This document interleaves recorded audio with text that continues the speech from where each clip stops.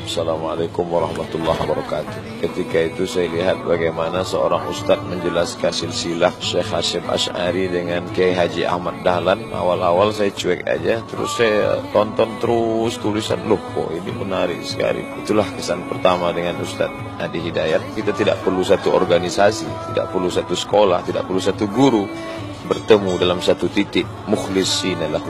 Mudah-mudahan titik itulah yang mempertemukan kita. Kenapa Kiai Haji Hasyim Asy'ari mendirikan NU 31 Januari 1926? Karena merasa ketika Muhammadiyah sudah tampil 14 tahun sebelumnya, itu beliau melihat di NU itu nggak muncul-muncul ulamanya. Asy'ari dengan pendiri Muhammadiyah, Muhammad Darwish, itu satu keluarga, satu saudara yang sama, bahkan ngajinya sama-sama, itu di Semarang, di Kiai Haji Soleh Darat. Dia ada 3 orang, Muhammad Darwish, kemudian Hasyim Asy'ari, satu lagi itu kakek buyutnya Cak Nun, MH Ainun Najib. Cuma 2 ini yang menonjol, karena menonjol, bagus baca kitabnya, soleh orangnya, itu langsung diperintahkan pergi ke Mekah, diberikan kitab. Kalau kakek buyutnya MH Ainun Najib, itu cuma diberikan cincin pada saat itu. Saat berangkat ke Mekah, berguru di guru yang sama, namanya Syekh Ahmad Khatib dari Sambas, dikenal dengan Syekh Ahmad Khatib As-Sambasi. Nah, setelah dilihat-lihat sampai kembali ke Nusantara di masa yang sama, itu Masya Allah, ternyata keduanya punya visi yang sama, tapi punya beda karakter. Yang satu senang praktek, namanya Muhammad Darwish, lantas pulang diganti nanti menjadi Ahmad Dahlan. Yang satu lagi senang menulis kitab. Nah, Hasyim Asy'ari ini menulis 19 kitab dalam hidupnya. Kami punya itu koleksinya, ada 19 kitab. Nah, sebelum beliau menulis dan mendirikan Nahdlatul Ulama itu, Kiai Haji Ahmad Dahlan kan senang praktek. Begitu pulang, menafsirkan surat Al-Ma'un, tidak tunggu nulis buku. Selesai kajian, buka pakaian luarnya, keluarkan uang yang dibawanya, sampaikan pada masyarakat, bikin rumah sakit, bikin pesantren, bikin sekolah, bikin macam-macam praktek. Hasyim Asy'ari mulai menulis. Saat meninggal Kiai Haji Ahmad Dahlan 1924, difikirkan oleh beliau, ini seorang sudah meninggal dunia, ulama belum bangkit, maka ditulislah kemudian kitab baru yang menjadi landasan lahirnya ormas baru disebut dengan Nahdlatul Ulama. Yang ingin saya sampaikan, kedua-duanya ini ternyata satu garis nasab yang sama, bertemu di Maulana Ishaq. Jadi kalau kita urutkan, maaf, Muhammad Hasyim Al-Asy'ari bin Abdul Wahid, bukan Kang Wahid yang ini ya, itu ada Gunawannya, ini lain. Bin Abdul Wahid bin Abdul Halim. Abdul Halim itu nama aslinya Pangeran Benawa, dikenal dengan Sultan Hadiwijaya, nama lainnya Joko Tingkir. Bin Abdullah bin Abdul Fattah bin Abdurrahman. Abdurrahman ini anaknya Sunan Giri, bukan Giri yang ini tapi.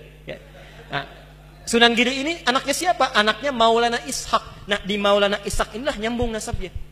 Kiai Haji Ahmad Dahlan bin Kiai Haji Abu Bakar bin Kiai Haji Sulaiman bin Kiai Murtado bin Demang Jurang Juru Kapindo bin Demang Jurang Juru Sapisan bin Kiai Gerbek bin Maulana Ishaq. Siapa Maulana Ishaq ini? Maulana Ishaq ini adalah anaknya Ahmad Jumadil Kubra, salah satu wali yang dari 9 yang datang dari Mesir, dari 9 wali itu. Ahmad Jumadil Kubra ini siapa? Ini adalah salah satu wali yang punya 2 anak. Saya belum teruskan nasabnya. Anak pertamanya dibawa ke Nusantara, namanya Maulana Ishaq, melahirkan 2 ulama tadi. Anak keduanya lahir di Mesir, bernama Syarif Abdullah. Nah, nanti Syarif Abdullah inilah yang akan bertemu dengan salah satu anaknya Prabu Siliwangi. Prabu Siliwangi pemenah rasa menikah dengan Nyai Subang Larang, punya 3 anak. Anak pertama Walang Sungsang, lahir 1423. Anak keduanya Rara Santang, lahir 1426. Anak ketiganya Raja Sengara, lahir 1427. Nah, hajilah kemudian Walang Sungsang dan Rara Santang di Makkah bertemu dengan Syarif Abdullah. Walang Sungsang ganti nama jadi Abdullah Iman, Rara Santang ganti nama menjadi Syarifah Mudaim. Jatuh cinta Syarif Abdullah dengan Syarifah Mudaim, menikahlah, pulang ke Mesir, tinggal 20 tahun, melahirkan anak bernama Syarif Hidayatullah. Berguru pada Syekh Ibnu Athaillah As-Sakandari.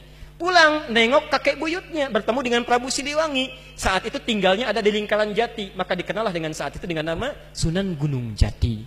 Nah, baik Ahmad Dahlan ataupun Hasyim Asy'ari itu berada di satu garis yang sama, dari Ahmad Jumadil Kubra bin Ali Zainal Al-Kabir bin Ali Zainal Abidin, keturunannya dari Al-Husain, Husain anaknya Ali, Ali suami Fatimah, Fatimah putri Rasulullah sallallahu alaihi wasallam.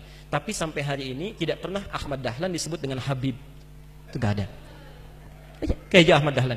Yang penting sikapnya seperti Nabi, tuturnya seperti Nabi, pandangannya seperti Nabi. Kullu mri'in bima kasaba rahin, itu pilihan kita semua. Mudah-mudahan pertemuan hari ini kita menjadi baik seluruhnya. Kita bermohon pada Allah Subhanahu wa taala seluruh para asatidzah, dai-dai, para ulama kita, terkhusus Ustaz Abdul Somad dijaga oleh Allah Subhanahu wa taala dan bisa memberikan pencerahan kepada masyarakat Indonesia khususnya tentang wawasan-wawasan keislaman yang luas yang dengan izin Allah Subhanahu wa taala itu semua bisa menghadirkan kenyamanan dalam beribadah, ketentraman bagi hubungan antar masyarakat, dan yang paling kita harapkan dengan itu semua masyarakat Indonesia akan lebih beragamis, dekat dengan Allah, bisa memaksimalkan nilai-nilai keislaman dalam kehidupan. Assalamualaikum warahmatullahi wabarakatuh.